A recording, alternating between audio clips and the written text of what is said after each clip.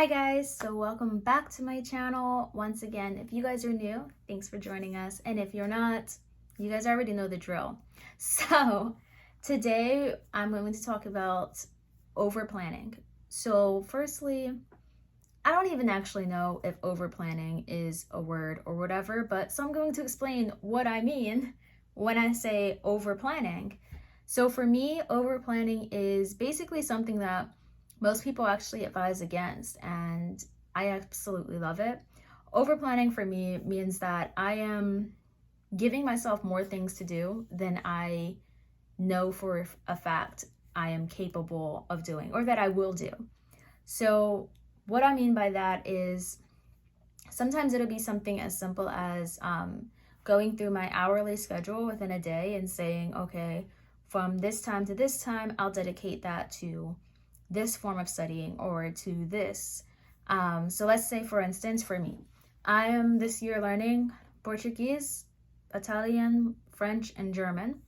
So if I wanted to say, okay, every single day, since I'm not working full time, every day I'm going to dedicate an hour to each of those things. And another goal of mine is to read more. So I have those 4 hours, and then I'm going to spend 2 hours reading. That's 6 hours out of my day that I am being productive, doing things that are getting me towards my goals. But I know for a fact that I'm not going to do that. I'm not going to be consistent with that. It's not going to happen. I know plenty of people that probably could do it, and they probably do it, but I'm not. I might get like one day that I can do it, but it's probably not going to happen. But I plan for that ideal situation anyways, even though I know it's not going to happen.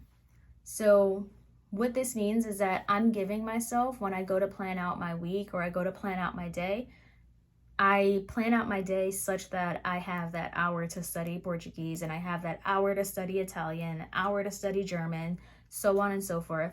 And when I'm doing that, I give myself all of the things that I would do if I had that hour. So it's everything that is on my list of things that I really want to get done. That includes revision, that includes like passive learning and things like that, like all of these things to fill in that time.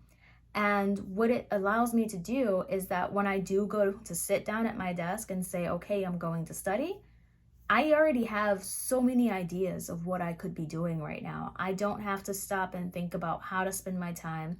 And, I study based off of how I feel. So if I was to tell myself that I'm going to study grammar today and I sit down at this desk and I don't feel like studying grammar, that's not what's speaking to me right now, I'm not going to do it.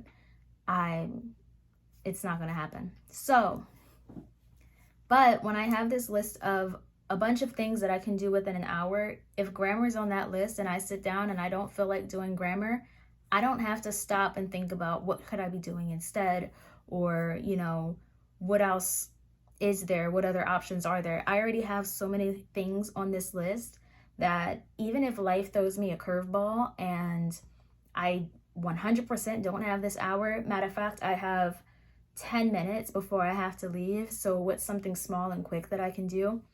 I have that. It's on my list. It's an option for me to do.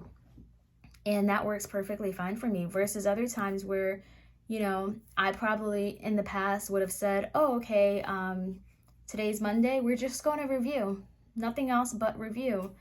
I 100% hate reviewing, and I tell myself all the time that I'm going to review. It almost never happens. So if I say like, oh, today I'm only going to review something in this language, if I'm feeling like myself and I don't want to review, now I'm not doing anything because I didn't want to review and I don't want to mess up my schedule and like start learning new things. So it puts me in a really awkward position. So for me, it absolutely works to overplan and just come up with so many different things to do that really help me.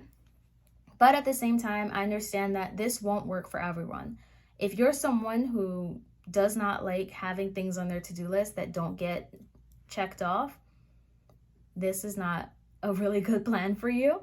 But if you're like me, where I am 100% okay with the fact that I can look at my schedule from yesterday and there are 4 things that I did not do but I also know that I did above and beyond of the other things that I had planned to do.